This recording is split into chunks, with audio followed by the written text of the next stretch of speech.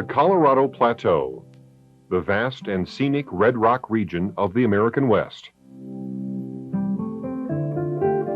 Through this land, the Colorado River, over millions of years, has cut canyon after canyon on the river's long journey toward the sea.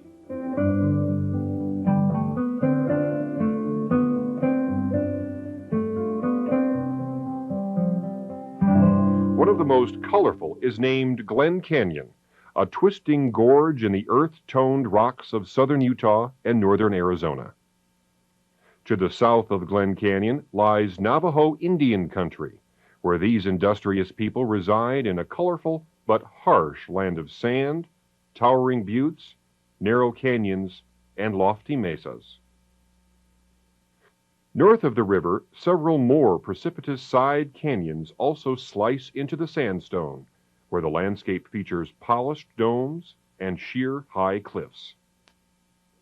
Before 1956, most exploring parties into this remote region, on either side of the river, journeyed by way of a few rough dirt roads, or they traveled by even more adventurous means. Much of the importance of Glen Canyon as a site for a large dam can be attributed to the geography of the Colorado River Basin. The Colorado River carries mostly snowmelt from the tops of the Rocky Mountains, combining the flows of small rivulets and brooks, the flows of tumbling, clear mountain streams, the flows of larger rivers that carry the mountain water between hills, plateaus, and on into the desert. Water from 108,000 square miles, and it all reaches Glen Canyon. But the Colorado often behaves like an erratic outlaw, responding not to the whims of mankind, but rather to the mysteries of ocean currents, to the paths of yearly jet streams, and to the rushing winds over lofty mountains, bringing snow to the high country. The river flows from the Rocky Mountains downward through the driest corner of America, where water is a scarce and precious resource. Historically, the spring runoff often delivered too much water, more than cities and farms could handle, and sometimes causing extensive damage along its winding path, while in late summer and fall, the river flow dwindled to a small stream. The need was great for a dam and a large reservoir, both for storage and for flood control, and, incidentally, for production of hydroelectric power. In the early 1920s, Glen Canyon was investigated as a possible dam site, but was rejected in favor of building Hoover Dam, which was closer to the major power markets of Southern California. Utilization of the Colorado River waters occurred first really in California. That is, utilization to any extent. They were able to divert water out of the Colorado and take it over into some of those desert areas like the Imperial Valley and develop those in a remarkable fashion for irrigation purposes. And there was a concern that Utah, Wyoming, Colorado, New Mexico would not be able to use its water, and it would all end up with California mostly, and perhaps Arizona, unless they did something to arrive at an agreement to divide the waters. There would be some recognition by those who were using the water in the south that there was an obligation to recognize an entitlement upstream. And it was thought that they should formalize that they should have an agreement between the 7 basin states. And there was a series of negotiations to achieve that end, and finally in 1922, they did arrive at an agreement known as the Colorado River Compact, and that divided the waters between the lower and the upper basin. Well, the 1922 Compact essentially split the Colorado River. The Colorado River produces maybe 15 million acre-feet of water on the long-term average, and that compact basically said the lower basin could have 7.5 million acre-feet of water, and the upper basin could have 7.5 million acre-feet of water. In addition to that, the upper basin agreed to guarantee its delivery of the 7.5 million to the lower basin. The guarantee that the upper basin gave to the lower basin has a tremendous underpinning for the purpose of Glen Canyon Dam. Colorado River, of course, is a typical western stream. The water that's in it is pretty much as a result of winter snowpack in the high reaches of the river basin, and very, very volatile in terms of the water supply. We're in a desert environment in the Colorado River. It's a desert river, and consequently very, very changeable in terms of its annual runoff. And so the upper basin is unique and different than the lower basin. Our storage is at the end of our system. And so we use the water, keep it out of the river, let what we can't use get into the river, store it at Lake Powell, and then use it like you would a bank account to take water out of during the periods of time when it's dry and there's not enough water. If we didn't do that, the law would require that we quit using water in the upper basin until there was enough water in the river that the obligations and commitments to the lower basin states were made. That's simply the purpose of Lake Powell.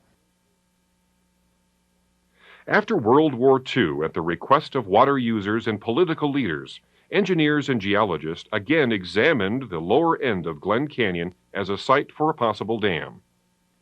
The need for a large reservoir was found to be met by the 186-mile stretch of Glen Canyon on the Colorado River, plus a 71-mile section of the San Juan River. As a site for a reservoir, it would hold a vast amount of water. Two additional factors governed where the dam would be located. First was the need for a good foundation that could safely hold a dam weighing 10 million tons. You design for it. You plan for it. You take what you've got, even though it's earth or concrete, and you make it what it should be, regardless of what. Now, as far as the sandstone goes, well, sure, I prefer a granite foundation, but I would not turn down a sandstone foundation. And this one here, I think, is as competent as any foundation if it's treated right. Mm-hmm. I have all the faith in the world. Second, but not less important, was a vital need to have a close source of quality sand, gravel, and rock, what the engineers call aggregate, to mix with the cemented water to make concrete. Planning engineers found substantial amounts of rounded, stream-worn, hard rock aggregate in the bed of Waweep Creek, only about 6 miles from the dam site.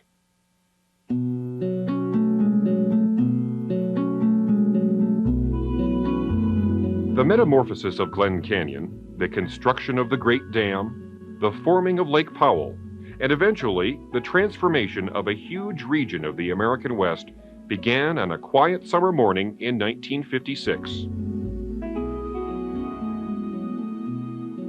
Surveyors and engineers from the Bureau of Reclamation arrived to map the topography of the dam site.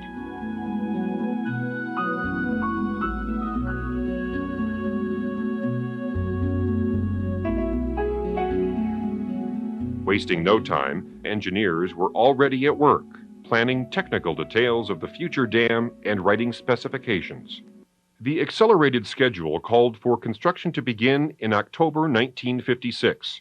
Due to the lack of roads, with some difficulty, dignitaries arrived on October 15th for the first ceremonial blast on the canyon wall. In Washington, D.C., President Dwight Eisenhower prepared to push a button to signal the start of construction of Glen Canyon Dam.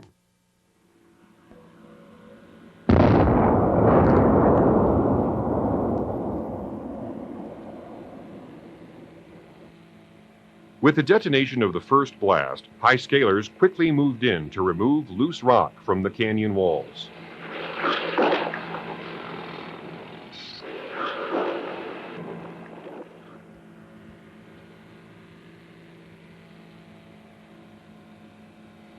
High scalers also drilled holes in the rock for explosives to help remove overhanging rocks.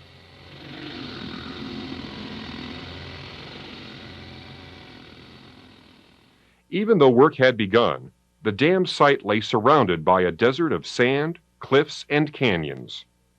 The nearest existing highways were many miles away and were reachable only over rough dirt roads.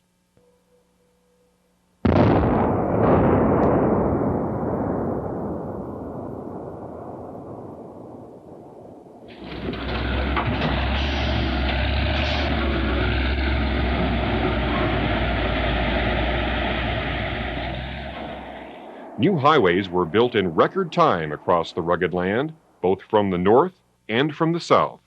These new completed highways reached out toward each of the canyon rims, new highways facing each other across a 1,200-foot wide chasm. Still, the driving distance from one rim to the other was over 200 miles. Until a real highway bridge could be constructed, at least a couple of years in the future, the contractor needed a footbridge across the canyon. It was to be a suspension bridge, but the floor and sidewalls were to be constructed of chain link fencing. I had a love for that walk bridge. They had some great stories on there. Somebody drove a Volkswagen out on it, and a lot of people get out there and they'd freeze, and they'd have to help them back. So, because it was just mesh wire and across some channel iron and cables hanging down.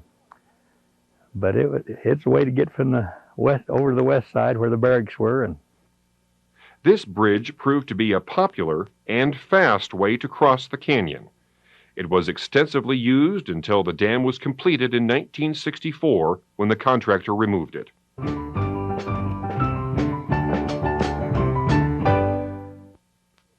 The footbridge was indeed breathtaking, but the long-term answer was a highway bridge, a spectacular steel arch bridge that would be the highest of its type in the world. Glen Canyon Bridge was designed as a vital part of the Glen Canyon project, and by 1957, construction of the bridge was well underway.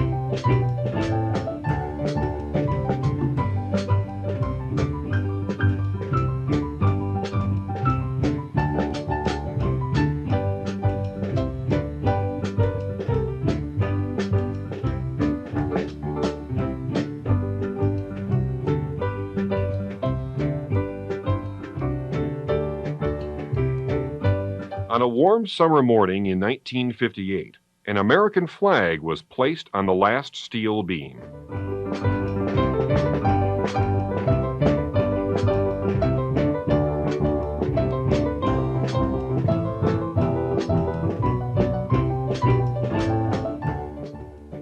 When this last beam was pinned into position, the arch stood alone. In the next few months, steel columns were added.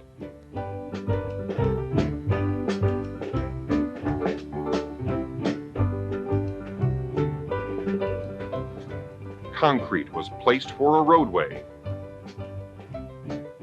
and the bridge was finished, the highest steel arch bridge in the world.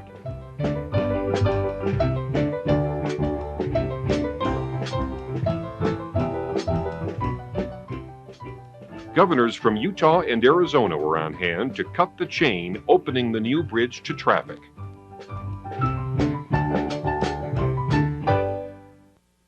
Some 865 feet upstream from the bridge, work continued on shaping the canyon to fit the dam. Diversion tunnels were needed to channel the flow of the river around the dam site. To be 41 feet in diameter, lined with 3 feet of concrete, and with a tunnel on each side of the canyon. Coffer dams, generally built of excavated material from the tunnels, would divert the river into the tunnels. Diversion of the river would then allow workers and equipment to excavate the foundation down to solid bedrock.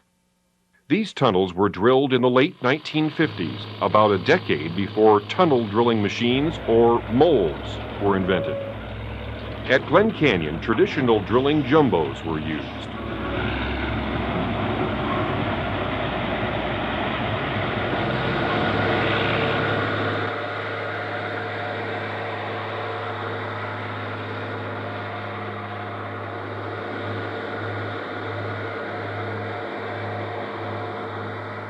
Month after month, the work on the tunnels continued, until the winter of 1959, when the tunnels were ready and the orders were given, close the cofferdam and divert the river.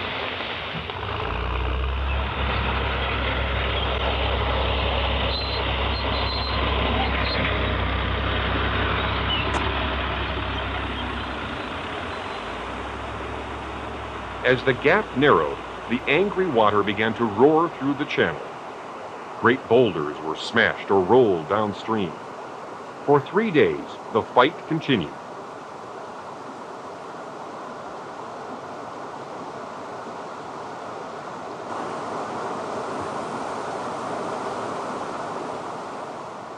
Finally, slowly, it was done. The river shifted into its new course through the cliffs of Glen Canyon.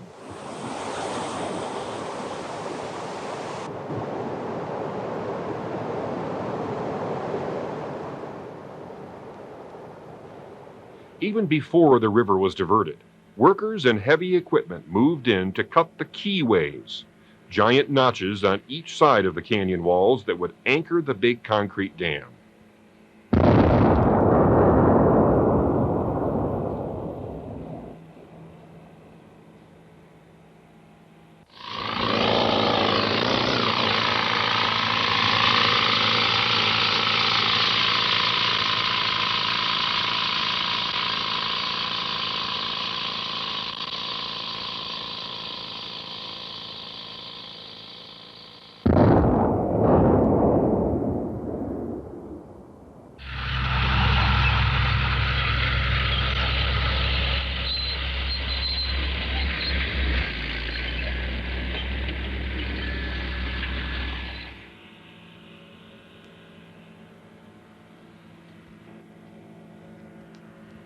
Amid the massive excavation efforts underway, the drilling of the spillways seemed almost to be a footnote.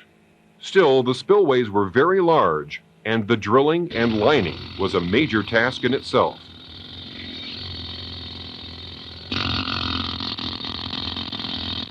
During the 1960s, practically everyone believed that the spillways would not be used for many decades, and then only for very short periods.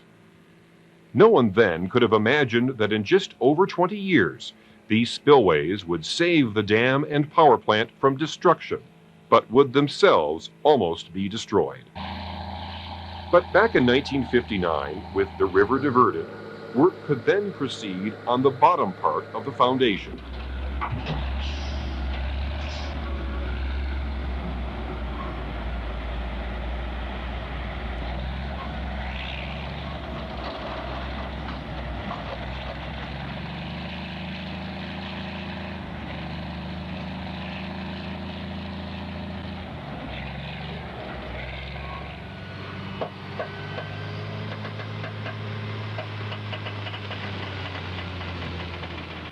While clearing away old river deposits, workers uncovered an ancient, eroded channel cut by the Colorado River thousands of years ago. The channel seemed to show that the Earth is always changing, that the Colorado River of today is not the same river as in the distant past.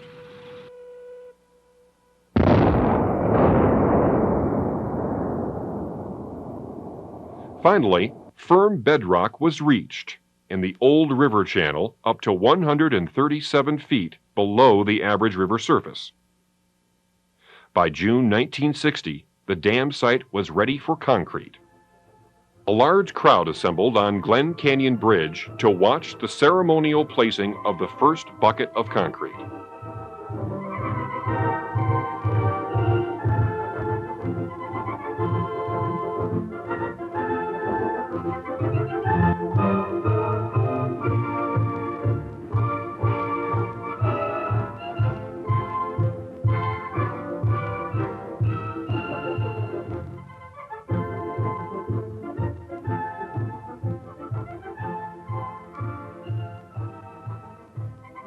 State governors and the Secretary of the Interior dumped the first concrete on the sandstone bedrock. To produce concrete in the massive quantities that would be required would involve many complex operations. The bulk of concrete is rock and sand, aggregate. From the bed of Wahweap Creek, raw aggregate was taken by conveyor belt to a large screening plant.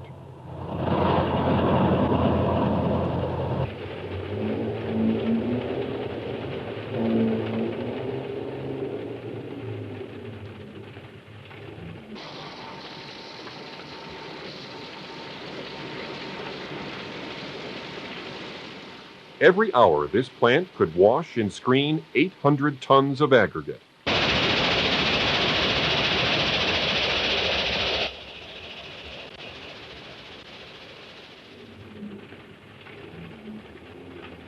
A fleet of large trucks, constantly making the 5-mile trip, convey the aggregate to the dam site.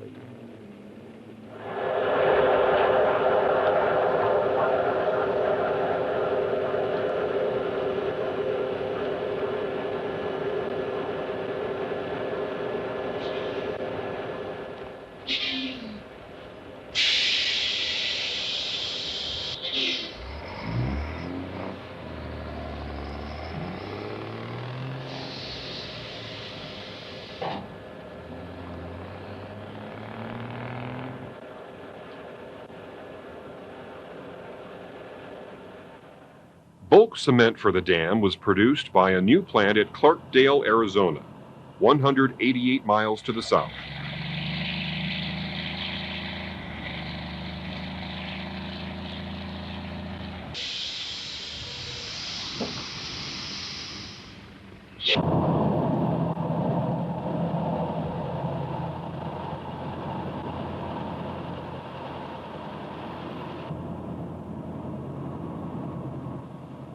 To convey 3 million barrels of cement to Glen Canyon Dam, a truck had to load and leave the plant every 40 minutes, day and night, for over 3 years.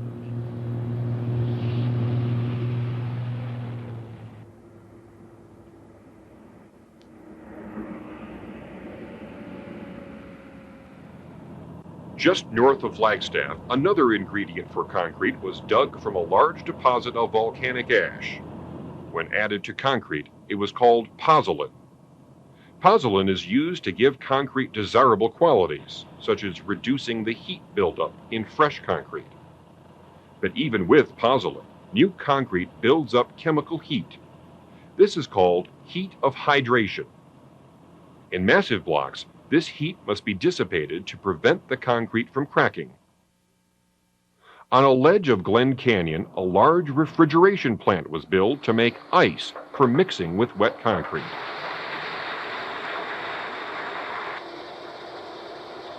Giant compressors in this plant also chilled water to be pumped through embedded pipes in the dam to help cool the concrete.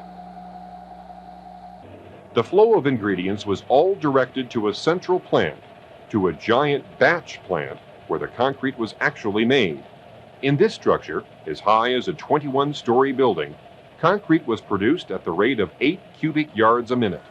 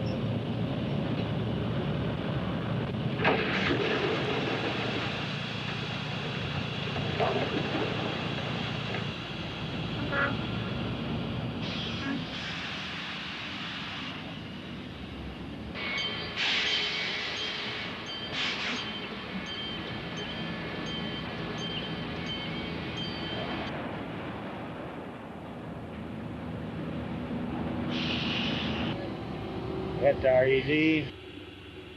Tail RED. Right. Hey, what's another half a bucket down the river, Bob? Hold your travel.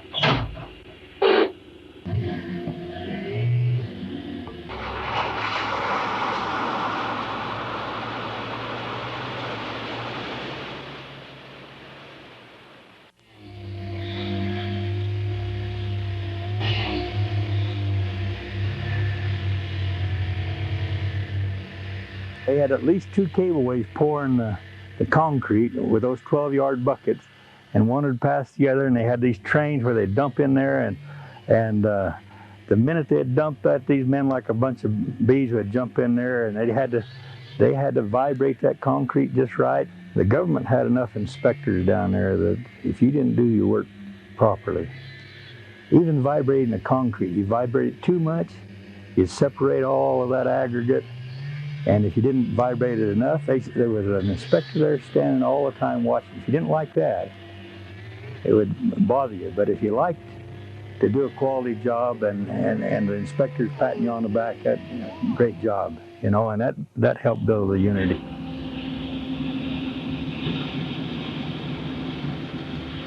Go on, Highball.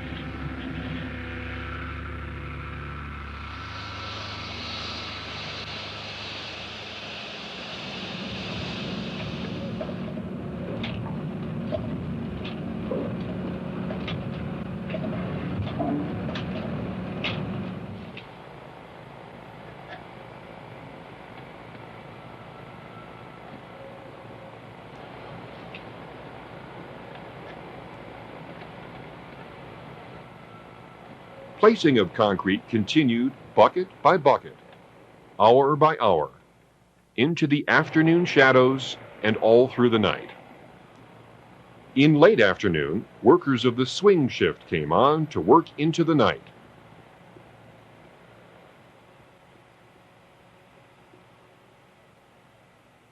But for many, it was the hour to return to their homes and to their families.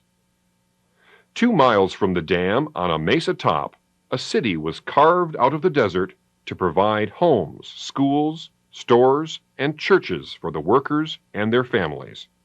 It was named Page to honor John C. Page, a former commissioner of the Bureau of Reclamation. The city was to serve first the people who built the dam. Later, it would provide homes for those who would operate the dam and administer the recreation on Lake Powell. This was a very hot issue. You may not believe it, but it was. The building of the dam, the design of the dam, that was not a problem. But finding a place for people to live was the state of Arizona wanted, the state of Utah. Well, after we had walked all that afternoon there, we didn't find a thing that looked good. I'll tell you, it was discouraging. So, looked up here, saw that rim. We were way down, and I said, Louis was puffing. I said, let's go out and take a look, see what's up there. So we did. We walked up to the edge of this, up on this mesa here, and neither one of us said a word to each other. We just looked at it. And he was puffing his corncob pipe, and he looked at me and says, Lim, what's the matter with this? I said, not a thing. I said, not a thing. Well, when we first moved to Page, and it seemed the wind was worse back in those early 60s. And my wife would spend so much time sucking the sand out of the windowsills, and it would blow not in the windowsills, but over into the sink. And this trailer house we had, I tell you that I believe that sand went right through the aluminum siding.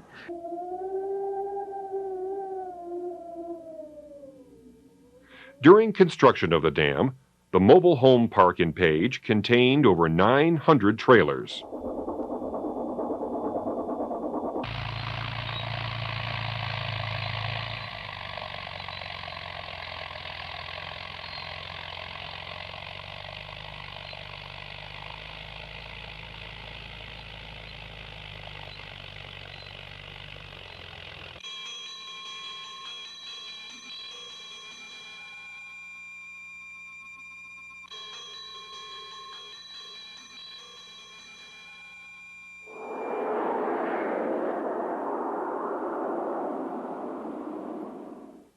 And we'd even come down after work and bring my family down, and we'd stand on a bridge and nothing else to do. We'd watch the night shift. So it was fun.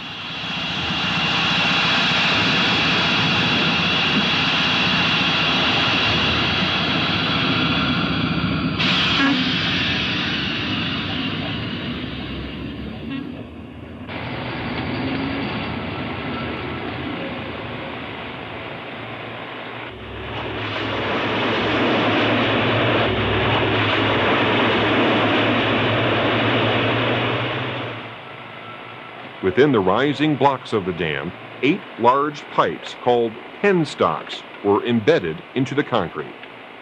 Through these penstocks, water was to flow under intense pressure to drive the turbines of the power plant.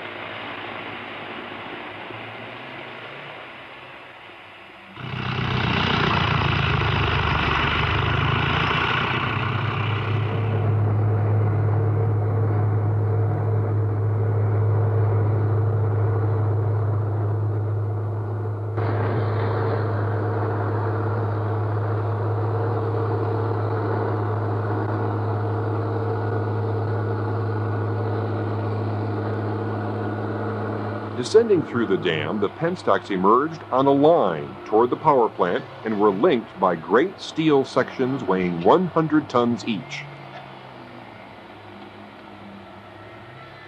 Dam building became much more mechanized in the 25 years since Hoover Dam was built. Hoover Dam, built in the early 1930s, is about the same size as Glen Canyon, yet the construction of Hoover Dam required almost double the number of employees.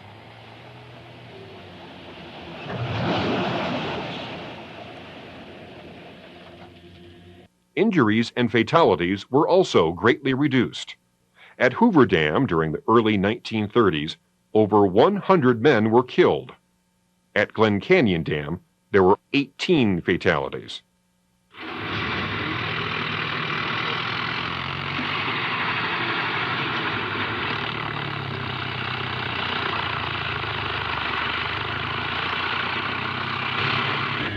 There's one thing about a construction job, I've always found it. You cannot call a staff meeting to answer your daily problems. Before the sun goes down, somebody's got to say we go or we don't go. And this is something that's difficult for some people to do. And it was never for me if I had the background and the people. I always tried to surround myself with these kind of people.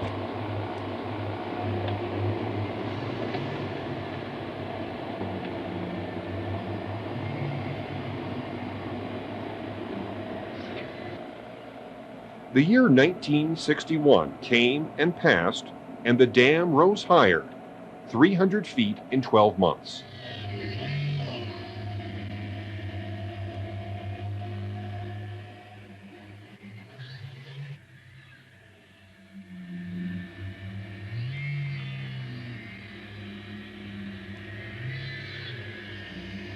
For over 2 years, while concrete was being placed in the dam, the structure of the power plant took shape. All 16-foot diameter penstocks were completed. The power of falling water would turn the turbines installed at the bottom of the power plant. Each spinning turbine would rotate a vertical shaft connected to a generator.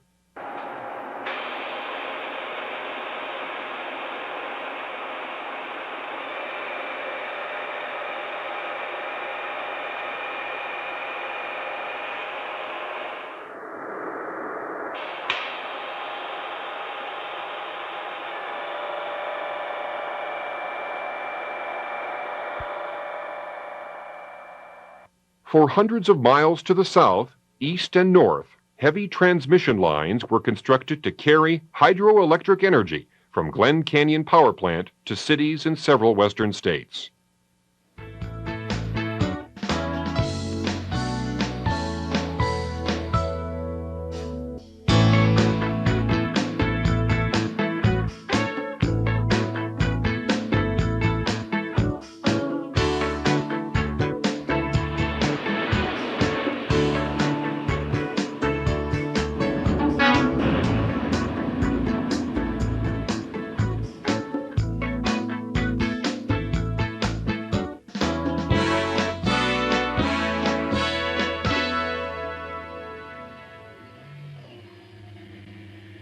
On a cool January morning in 1963, one of the blocks reached crest elevation.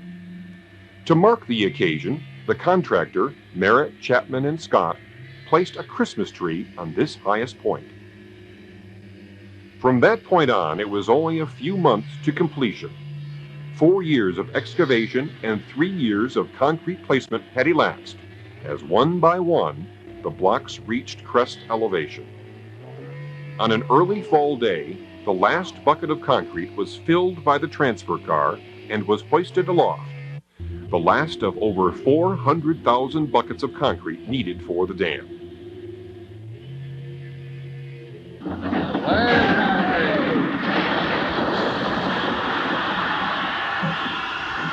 To celebrate the occasion, project construction engineer Lem Wiley of the Bureau of Reclamation, who had worn one old hat all during construction, donated it to the dam. While concrete was still rising in the dam in January 1963, broken pieces of ice were drifting down the Colorado River and disappearing into the blackness of the Wright Diversion Tunnel. With the dam nearing full elevation, the decision was made to close one of the 2 diversion tunnels. Closing the Wright Tunnel quickly created a lake 34 feet deep. For 2 months, this small lake remained stable, while the river flowed freely through the higher left diversion tunnel. The left diversion tunnel, however, was only fully open until March 13, 1963, when the gate was partially closed. And on this day in March, Lake Powell began its 17-year-long rise into the long and winding Glen Canyon and into 100 twisting narrow side canyons. The lake was named Lake Powell in honor of Major John Wesley Powell, who had explored the Colorado River canyons in 1869 and who later strongly emphasized the need for cooperative water development in the western United States. Soon, the rising lake broke through the cofferdam and lapped against the dam itself.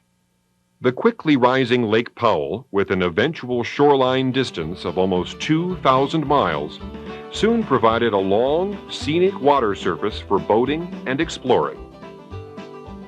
The National Park Service and its concessionaires were soon installing boat ramps, stores, motels, and campgrounds. While from national fish hatcheries, fish arrived, fish by the millions, dropped by fast-moving planes over remote stretches of the long lake.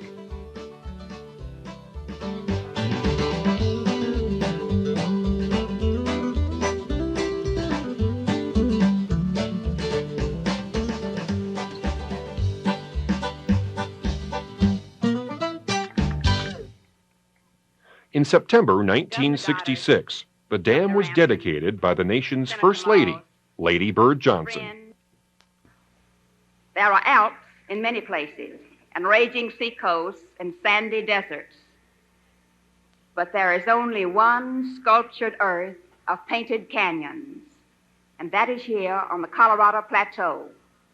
My hat is off to the men who figured the stresses and strains and who diverted the river during construction, and to all the rest of the dreamers and doers who brought this project live born into its rocky cradle. And so the 1960s and the 1970s passed. Glen Canyon Dam and Power Plant operated generally as planned.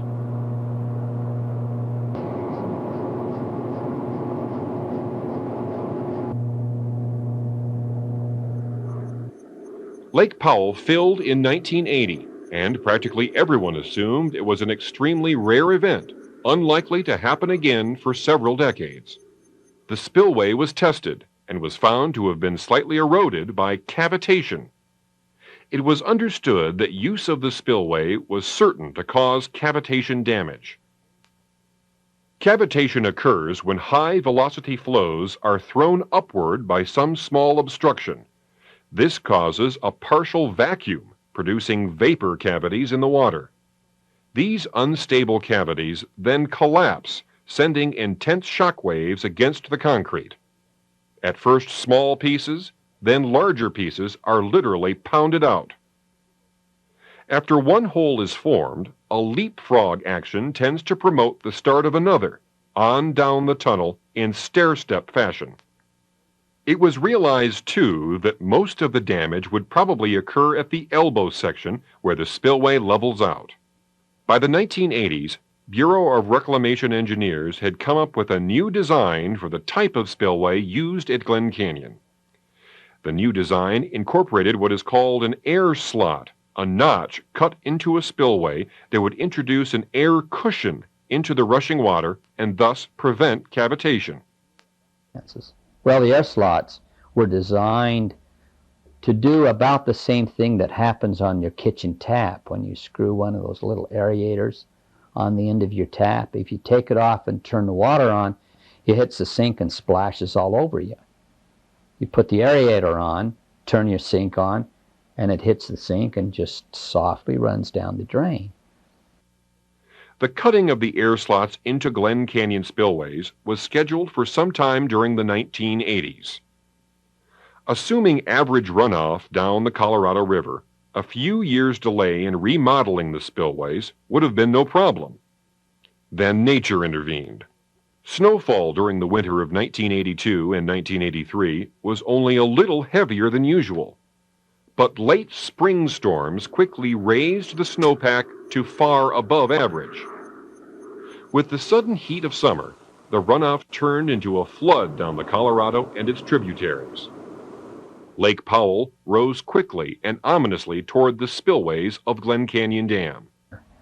It became pretty apparent that just releasing water through the power plant would not be sufficient. We then turned on the 4 bypass tubes.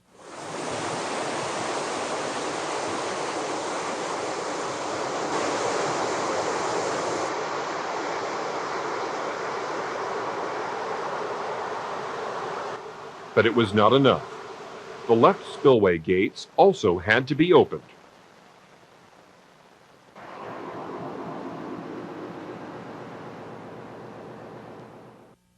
Temporary plywood boards were attached to the top of the spillway gates to hold back some of the rising water. When the spill was raised to accommodate the huge inflow into the lake, large chunks of rock and concrete were hurled from the spillway.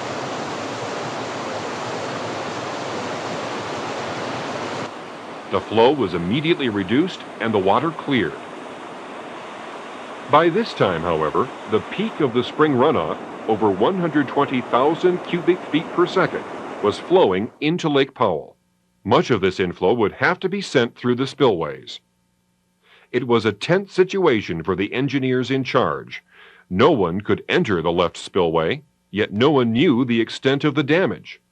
The only way we can get additional storage is to add flashboards on top of the gates, tie them back down into the gate struts, and that will add additional storage in the reservoir. Heavy steel flashboards, 8 feet high, were placed on the top of each gate. These would replace the smaller wooden boards and would reduce the need to spill water until Lake Powell stopped rising. A contractor began installing the boards on the 4th of July, working around the clock. Within 2 days, the big flashboards and the bracing were in place. The left spillway gates could then be temporarily halted for an inspection. 2 brave engineers then prepared for a descent on a winch-powered cart into the darkening, mysterious chasm.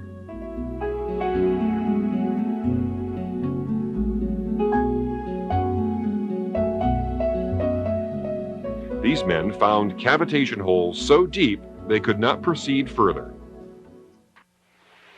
Gates of the spillway were again opened and the flow resumed. As expected, the rise of Lake Powell finally slowed, and by late August 1983, all spillway flows were shut down.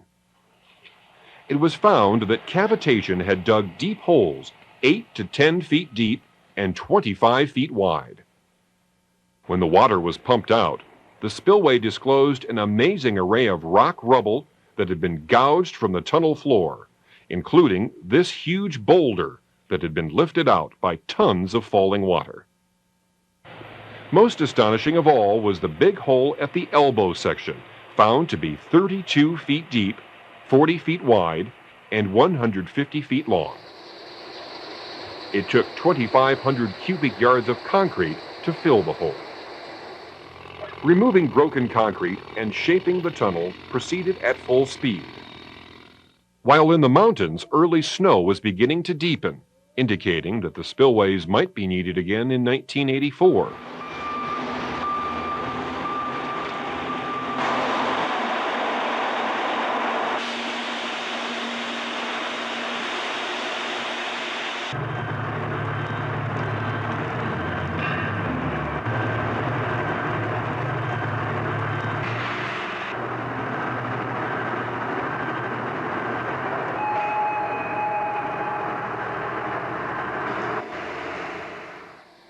In the Denver Engineering Laboratory, engineers completed the precise design for the air slots to be incorporated in the upper part of the Glen Canyon spillways.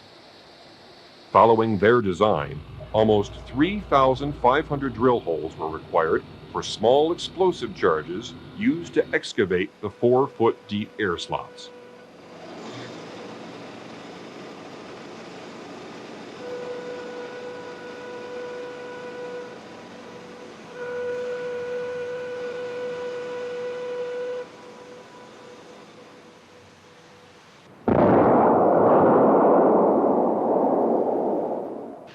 The air slots were completed just before the onset of the spring runoff, but fortunately, the flashboards contained the rise in Lake Powell.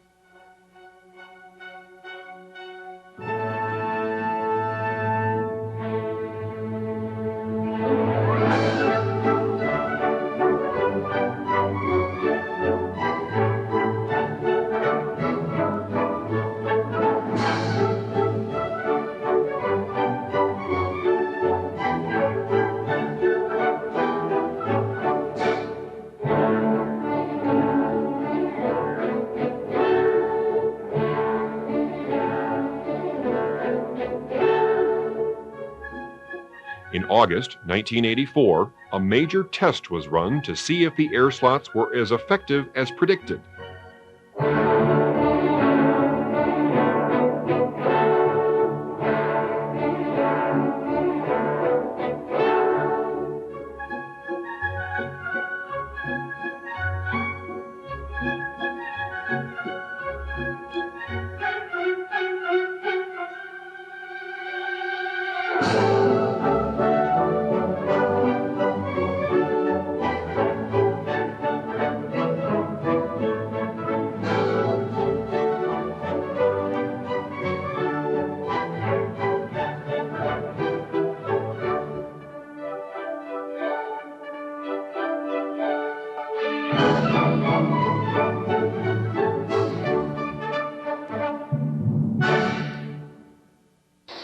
After the 5-day test, a team of inspectors entered the spillway tunnel. No cavitation damage could be detected. The design and installation of the air slots had been a complete success. Of course, the spillways will be used again, perhaps not for many years, but when the water again roars down them, the tunnels will be ready. Not so apparent were the changes caused by the steady flow of clear, cold water from the dam. Unlike the sudden and unexpected spillway crisis, a concern slowly grew over the years about the environmental effects of the water flowing from the dam and fluctuating to meet power demands. Before the dam was built, the Colorado River carried huge amounts of sediment and sand, especially during the spring runoff. But Lake Powell is capturing the sediment, and the water released from the dam is clear and cold.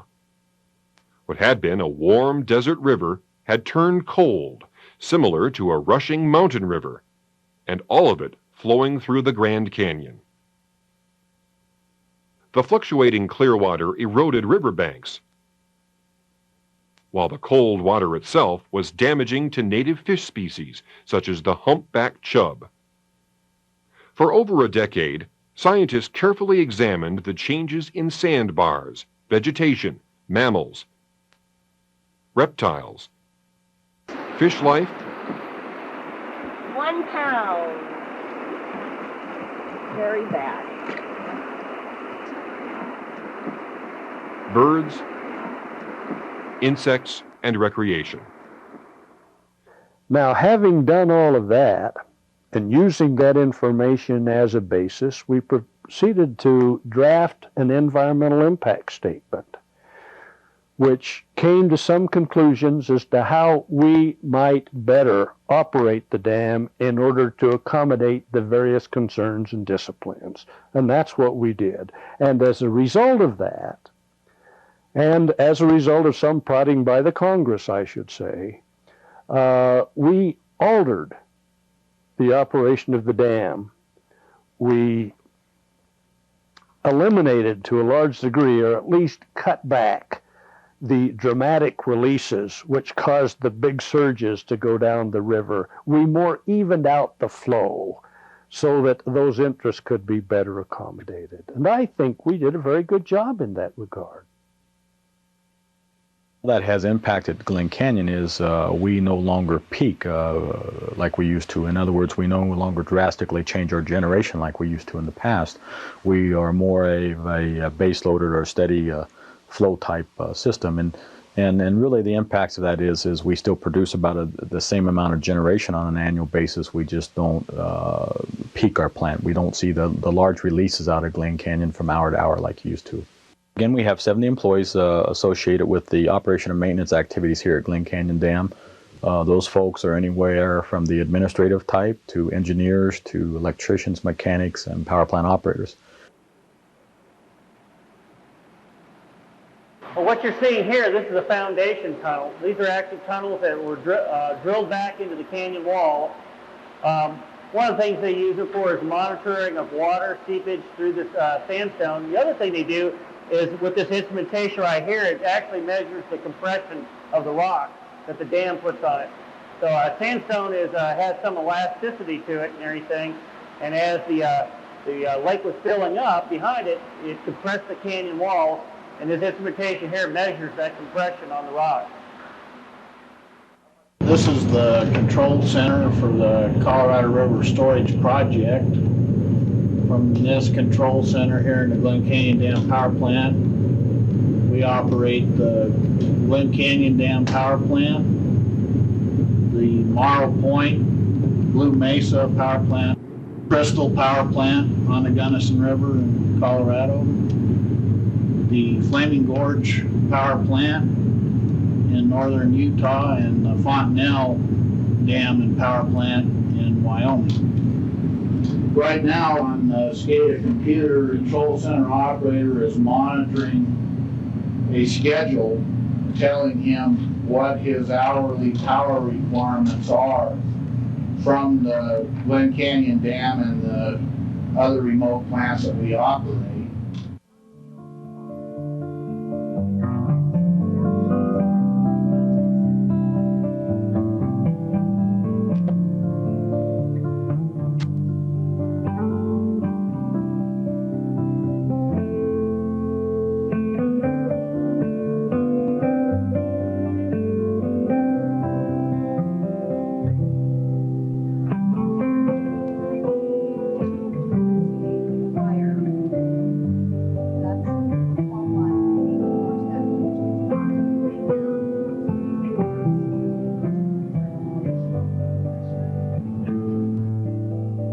The design of Glen Canyon Dam and its 10 years of construction were challenging achievements, as were the design and reconstruction of the spillways. From a distance, the dam may often appear deceptively quiet, as if nothing was happening. Yet within and around the dam are scenes of constant vigilance and maintenance activities. For the dam, the power plant, and associated features can almost be considered as a giant, dynamic, living creature, but a creature that never rests.